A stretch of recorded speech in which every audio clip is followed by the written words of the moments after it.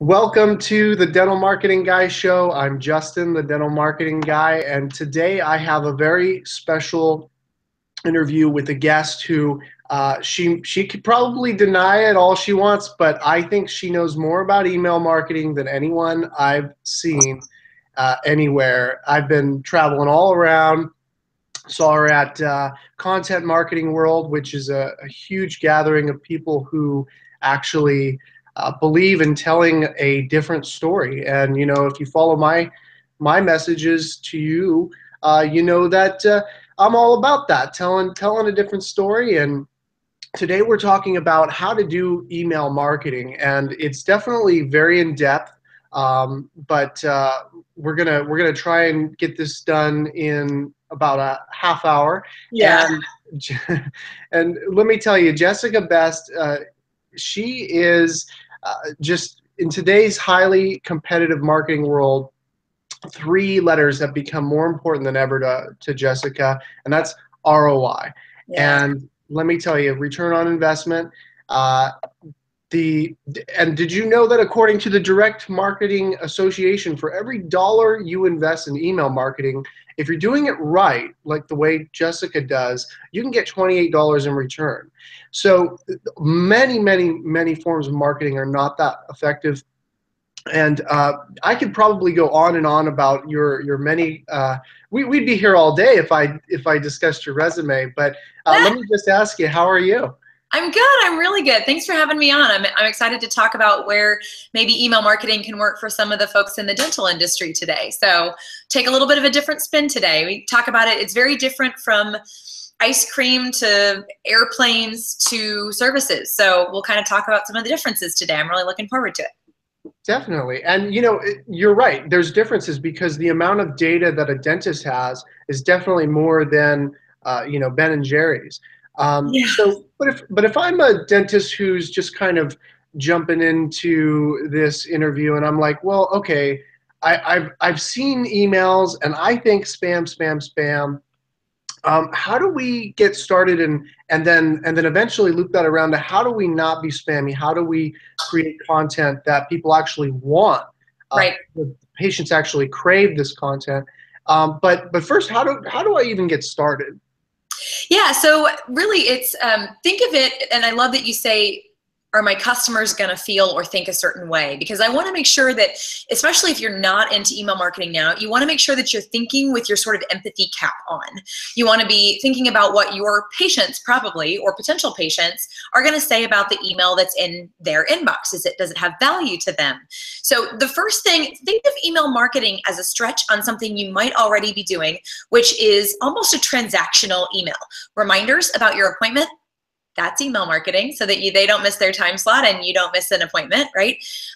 The post-appointment follow-up, if you have feedback that you'd like to receive from your patients, that can be as quick as a one-question survey. That's email marketing, sending that out via email and staying in contact with your patients that way.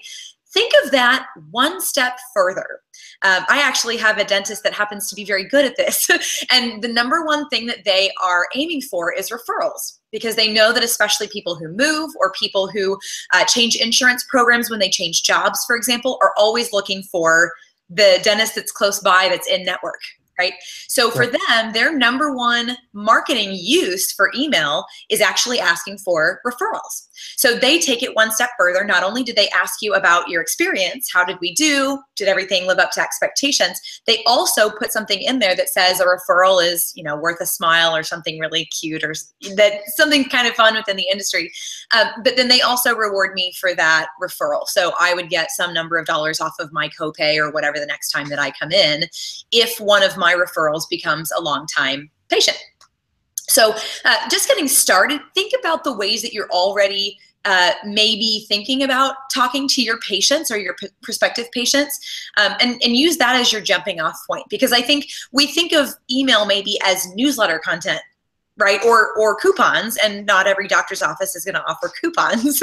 So it is different than ice cream. It is different than Ben and Jerry's or Dairy Queen, or even, like I said, it goes all the way up to airlines, which have an enormous amount of data on their customers. But even they do more data-driven and triggered or targeted emails than they do newsletters about how they fly, if that makes sense. Yeah. So now what value you can provide by saying things like, I want to make sure you have a good experience. All that counts.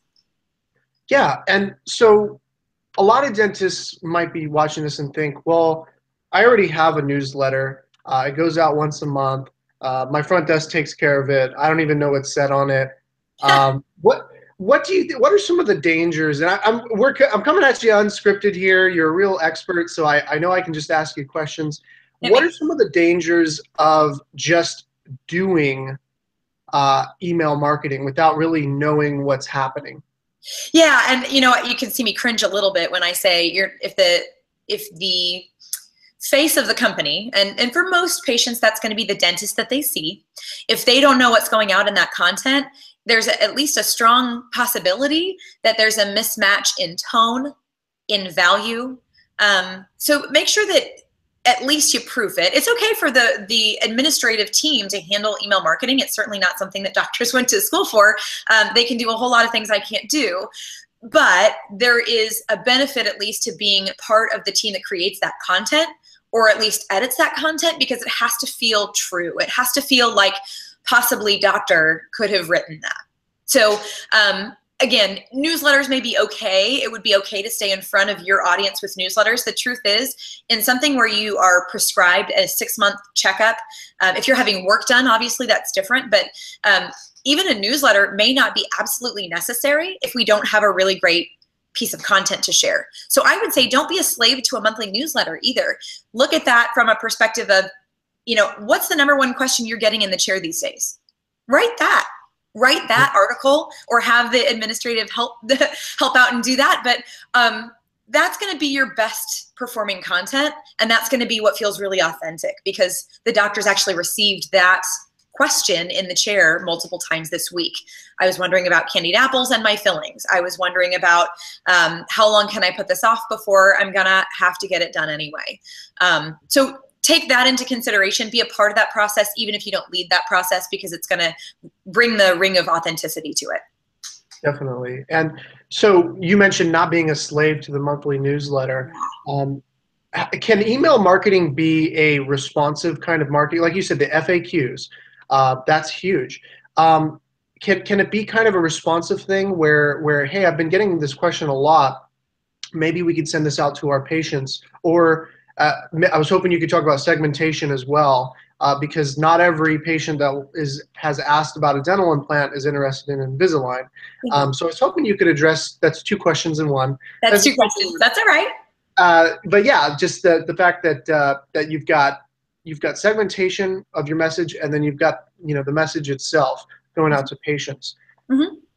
Yeah, so let's start. I'm going to go backwards. The segmentation is going to be probably key. You're not selling the same thing to your 60-year-old patients and your 20-year-old patients. You're just not. That is data that you have.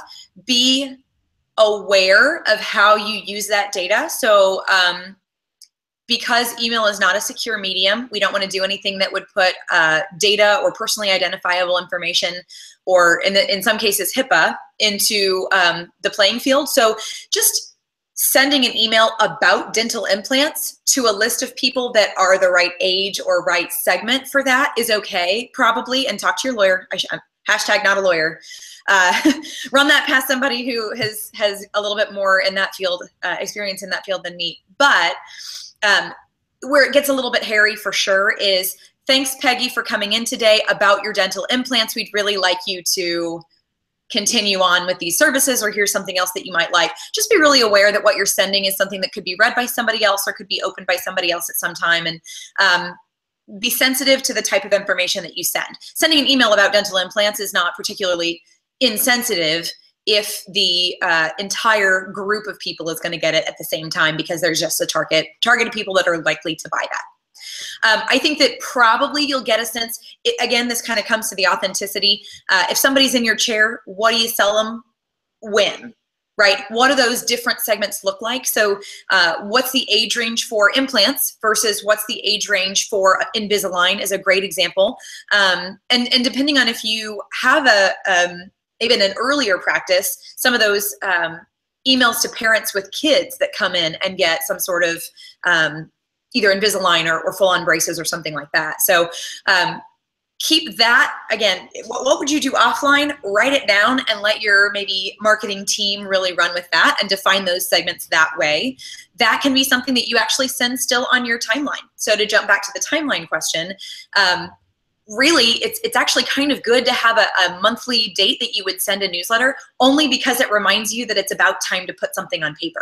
Now, if it's the first of the month and you can't think of anything that people have been asking or anything that you're selling right now or any reason to email people, don't.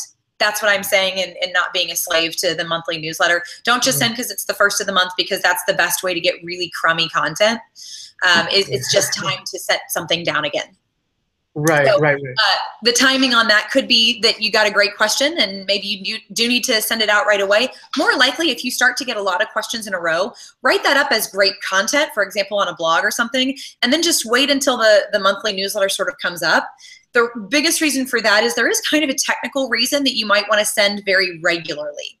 Once every 30 days is generally our minimum threshold, but again, I say don't be a slave to that and just put bad content out there. You can always find a segment that you need to talk to, or automated emails certainly count for that too. So if appointment reminders are going out through the same email platform that you're using for promotions, all that gives you kind of credit as far as I'm concerned, as far as doing one email a month, at least one email a month. Okay. Yeah, no, that makes sense, because consistency is key, right? Because if you want to build that relationship with the patient, if they don't hear from you for 6 months, a lot of times they won't make that next hygiene appointment. That's exactly right. Yeah. And so basically, if I was actually going to add to this that instead of just age segmentation, and this is probably more specific to dentists, is maybe adding people to the list for implants, Invisalign, or different services only when they ask. And you have to ask that. I was thinking, they ask for the service or information on it. You ask, well, can I send you emails on this? Yep. And then, the front desk asks again, are you sure you want, and it's almost like, and then the content has to be really, really good, right? But it's almost like you want to disqualify them, because as I'm sure you could explain to dentists, that the worst thing in the world for email is to have them click the spam button. Right. With direct mail, they can just throw it in the trash and nothing bad happens to you. Right. Explain some of the bad things that can happen if you do send emails to people who don't want them and they click spam. Yeah, so let me just back up and I'll validate. You do want to ask permission at some level. Typically with a patient relationship, there's a little bit of understanding that there are other services that my dentist office offers. You're definitely going to have a better response rate and probably fewer spam complaints. I'm coming right back to that. When you have explicit permission, or somebody's asked about Invisalign, great, I'm happy to send you more information, probably by email if that's okay with you. And then you drop them into maybe a series of 3 emails that goes out starting at the time that they asked for a week or 2 weeks, however long it may be. And in the dental industry, you guys probably have an idea of how long after that they're not interested anymore. Like they might consider it for a month, but after a month, maybe that sale is out the window type of thing. So that nurture process can start basically at any time that somebody opts in for that information. Another aspect of that is that you can make that part of your website experience. So when somebody's going online to set an appointment or just learn more about your dentist or whatever it is, you can actually make that part of the ask. Do you want more information about Invisalign? What troubles are you coming in to see us for today? Are you interested in products like Invisalign or things like that? And let them opt in from that space too, because then you have explicit permission to send them something that they've asked for more information on. Absolutely. The downside of that, you're absolutely right, is when you sort of send, let's put it in context, if we don't segment or if we don't ask or both, and we're sending dental implant emails once a week to people who are my age, unless something goes terribly wrong, I don't need dental implants yet. So after a certain number of those emails, I'm either going to opt out or if I'm pretty bugged by them, I'm going to hit the spam button. This is spam, or block as spam, or they're called different things in different inboxes. And what that does is tells the email client that I'm using, let's say I have a Gmail address. If I complain as spam, I'm telling Gmail, I don't want these guys' email, and I can't figure out why they're sending it to me. Even if, by the way, people click that spam button for lesser evils than you think. But Gmail keeps a tally. And they say, well, Jessica thought this email was spam, but Sally also thought this email was spam. And if enough people say that, then Gmail just kind of shuts down your dental group entirely. And that's not just saying that you can't send to Jessica or Sally. They kind of take away your keys to the car a little bit. Because if enough people call you spam, you kind of are. I mean, if you don't play by the permission rules of email, you do kind of get that label. And unfortunately, email's about the only industry where what your clients say you are is how you're treated. It's up to the inboxes like Gmail and Yahoo and AOL and Comcast to decide whether or not we are okay to get through to the inbox. And if they say no, the answer is no. So we kind of have to play by those rules. The threshold for that's actually really low. So out of, say, let's say 1,000 subscribers. Let's say you have 1,000 people on your list. If even 1 or 2 of those people complain as spam, unfortunately, that's a high enough threshold by percent to constitute concern for Gmail. They are looking for a 0.1% or less complaint rate on their senders. So it's a fine line to walk, but to your point, it's actually really easy if you just ask permission. If somebody's interested in the product, you're a lot less likely to be marked as spam. So, you know, that's probably a really good thing. I wish they had that for, dang, we've got some echo. I'm going to have to. Sorry. No, it's not your fault. Okay, hold on. I'll edit it out. Okay. You know, that's probably a good thing. I mean, I wish they had that for direct mail where you could just opt out, you know, but I think that's why a lot of people are reluctant to give their email, or even now their cell phone number because of the texts.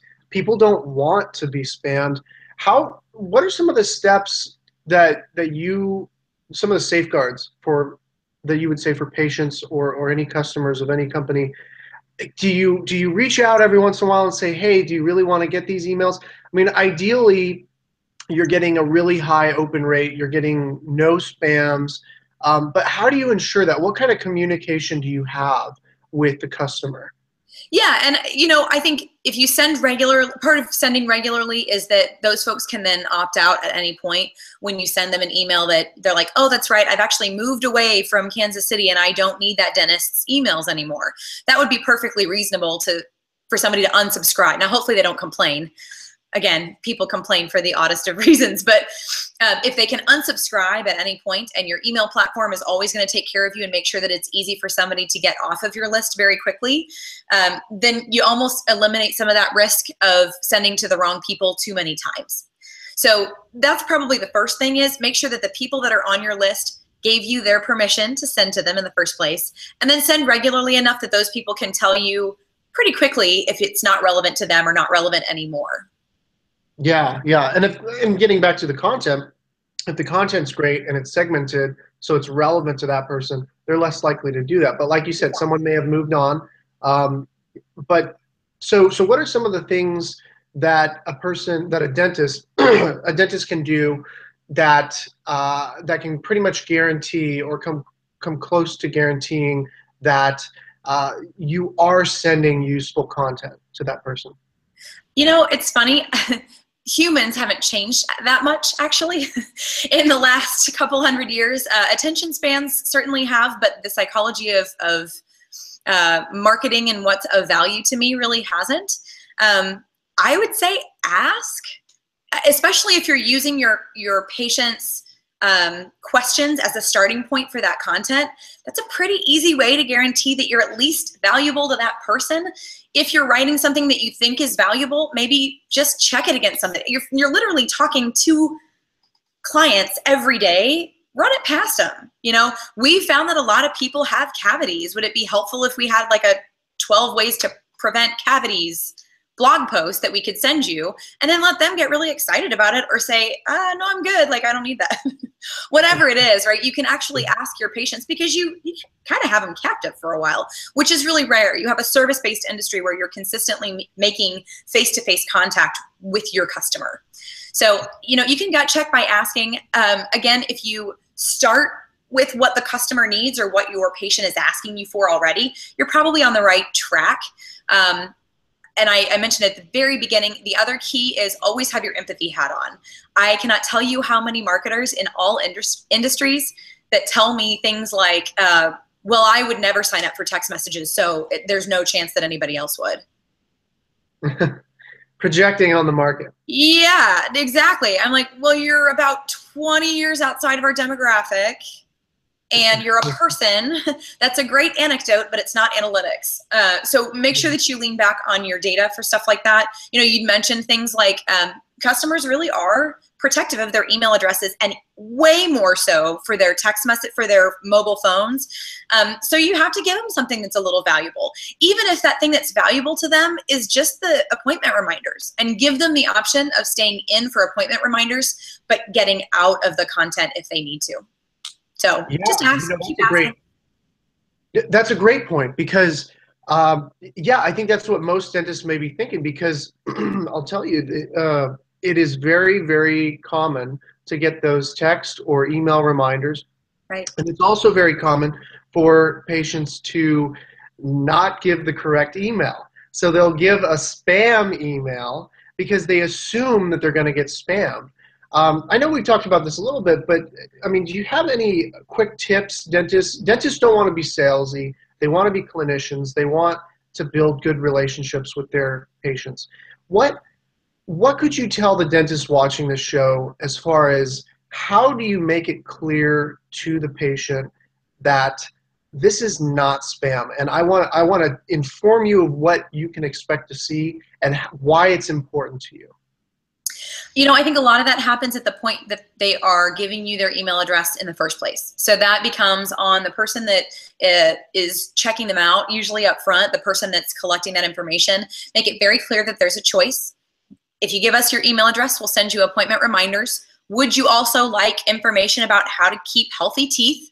If not, no worries. And at that point, you've done two things. You've let them know that they're not going to get something they don't want, given them the option of getting something if they want it. And because of those two things, you're much more likely to get their primary email address. So in the email industry, we know that people give us secondary, we call them secondary email addresses, not spam email addresses. But we know there's a possibility that you're giving us a secondary or tertiary email address because you think we're going to send you stuff that's not relevant. The unfortunate side of that is if I really am sending your appointment reminders via email, now you're not checking those either, right? So if you're checking your promotional inbox once a week, you might miss the day that I send you the reminder for tomorrow's appointment type of thing. So just remind them when they are giving you that precious email address, what that's going to be used for, and then ask them, would you also like information on some of the other things that we can do for you? If not, it's just going to be the appointment reminders, and then kind of live by that, right? Right. Oh, absolutely. Yeah. No, that makes perfect sense. Makes perfect sense. Because I think what's happened is patients assume, oh, my dentist, this is a business, just like Best Buy, just like all these other places that quote unquote spam me. I really like the idea of what you said about a monthly newsletter, because it basically says we're not going to send, and this would be something you talk to the patient about. Well, we're not going to send you more than once a month. Yeah. Because I know I've signed up for things and they send once a day or twice a day, and it's like, yeah, I am really interested in getting these emails, but once a day, I'm not that interested. But they didn't tell me that before I signed up. They didn't say I'm going to blast you once or twice a day. So yeah, I think setting expectations, like you said, is really good. And that's exactly right. And it kind of goes. Go ahead. Well, I was just gonna say, how about, and you could carry on with your thought, how about having like a sunset clause where, if it's the emails specifically about Invisalign or dental implants or whatever the topic is, that you agree that the emails will not continue beyond 3 months. Like they're gonna make a decision within that time period. but then you can switch to the appointment reminders once every 6 months. Have you ever done anything like that? Not that in the way that the customer is able to see that. So I would say that's probably something you want to do, because let's face it, email's not free. So turning those on and letting them run for 7 months when you know that your window for selling that is 3 months doesn't make any sense for the dentist either. So I would actually say that it doesn't have to be formal in that the customer gets to choose that length of time. But when somebody's interested in Invisalign, and I like that we're saying with that example, then they get 1, 2, 3 months worth of content. And then they kind of, if we're not going to engage you, if we're not going to close that, then we stop sending. And I think that's pretty standard practice in email marketing, because really I'm starting it when you tell me you're interested, and I'm stopping it when I assume that you're no longer interested. Right. Exactly. So yeah, I mean, a dentist technically, I mean, you might sit on that position of, am I going to get a dental implant for years? But as far as the time period when, and what about like gauging, and this is kind of technical, but what about kind of gauging where the dentist can say, okay, this person is hot for it, they're ready to go. Would you maybe have a different campaign than, say, if it's like, I'm just kind of interested in information? Would you, as far as frequency and as far as the message, would that change according to, like, say, how the dentist feels towards the patient? Like, oh, they're really ready to go. Might you send more often for a shorter period of time? Or could you go into that a little bit? Yeah, that's a really interesting idea. And I think it definitely, you could talk to those groups of people in very different ways because they're interested at different levels. If the doctor asks, would you be interested? And they say yes, that's a very different level of lead. I'm kind of using some traditional business language here, but that's a very different level of interest than somebody who's like, oh my God, I've been saving up forever. I just am trying to decide whether or not I'm going to get Invisalign. I could get Invisalign or I could get LASIK or whatever. I don't know the actual decision-making process there, but it's definitely possible that the way that you talk to those two audiences would be different. And certainly the frequency is going to be part of that. I will say one of the things I'm a big fan of, only do what can make a significant impact in your business. So if you have enough of both types of leads thinking about a specific product, then absolutely it pays off to talk to them differently. If you really only think of this as one of the products and you've got 10 products, each of those 10 products might have a hot and a cool.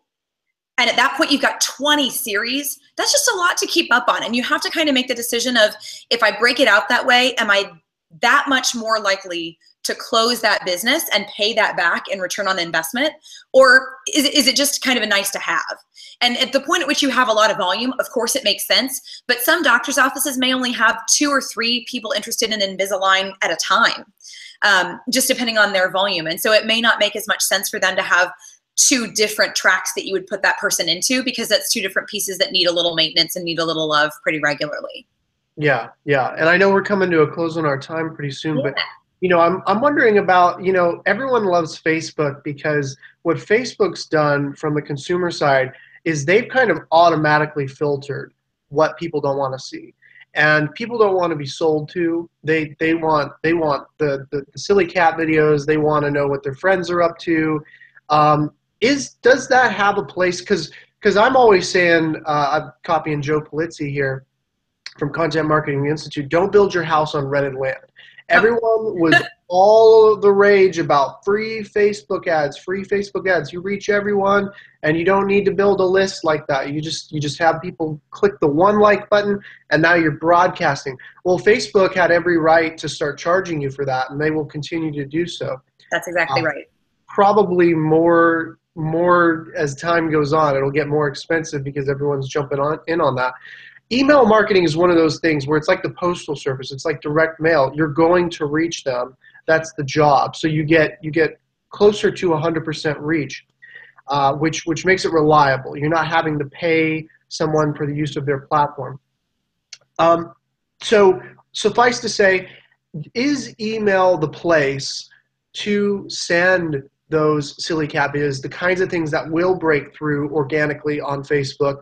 Or is it more of the customary and understood that this is going to be educational, it's going to be a little bit more straightforward?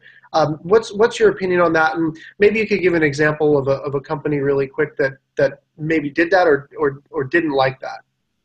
Yeah, I think you have to understand the tone of your audience. Some people, like I said, my dentist office is very playful. They sent me a video for my birthday. They have a lot of that same sort of breakthrough person to person content that really works for them. I don't know that works for everybody. On one hand, the gentleman that I had as a dentist before them was a little bit older, and I don't know that he's going to put on a party hat and sing me happy birthday. He was very nice, but I don't know that he was as playful. And so it has to kind of fit for your office as well. The bottom line is human content reaches humans better. So that always works. But be mindful of, like, cat videos don't actually sell dental services at all. So be mindful of the content that you're sending out does have to perform for you. It does have to do something for you. And in that case, cat videos may not be at the top of your list. There are brands that make it work. And unfortunately, the only case studies I can think of are ones that it did work for. And I just don't know that applies to everybody here. We have, for example, Wingstop is one of my clients, and they have a very playful tone and have a Snapchat channel, and they kind of do this very human element. And so they bring a lot of that into their email program. I just don't know that it applies here. I don't know that same type of playfulness applies in all dentist offices. But I will say, the final word on it is always talk like a human, act like a human, be yourself, because especially in a dental practice, you are the brand. And people need to be able to feel that even when it's email. Absolutely. And so that goes for your staff too, right? I mean, the dentist isn't the only one. So if you're maybe a little bit shy to put out content out there, you can always have your team kind of incorporate themselves, and then, oh, by the way, Dr. Farr is so great because XYZ. Yep. So it doesn't always, and I agree with you, the dentist really is kind of the quarterback, and he's kind of the star of the practice. But just in case you're a dentist watching this and you're like, oh my goodness, this is a lot of information. I don't want to sit there and blog. I don't want to sit there and write emails. Well, if you want more information, where could they find you? Well, oddly enough, as much as I love email, you can almost always find me on Twitter. You can email me, of course. I'd be happy to share my email address in notes with the video. And then also at Twitter, on Twitter at Best of Jess. That is sort of my brand. You can reach out to me, and I'm happy to start a conversation with anybody. I work for an agency based out of Kansas City that does a lot of email strategy and award-winning email creative. So if there's something that we can do to help, you can always hit me up in one of those two places. Excellent. Well, thank you very much for coming on the show. This has been very educational. Good. And excellent. I think the dentists will really appreciate this, because most dentists are not doing email marketing, and those that are, I think, could really benefit from, recalibrating, like, hey, are we really sending the content? Are we really segmenting it? Are we really giving people what they want? Yep. And so I appreciate you coming on and reminding of that. Absolutely. Thanks for having me. I'm so glad we got connected at Content Marketing World. That's one of my favorite conferences all year.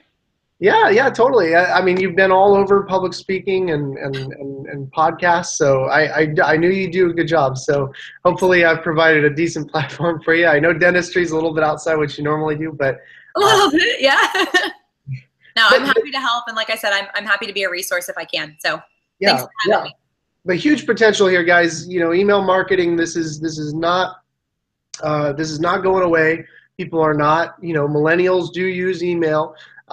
Older people do use email, and everybody in between uses email. So, if you have any questions, feel free to reach out. And thanks for watching the Dental Marketing Guy Show.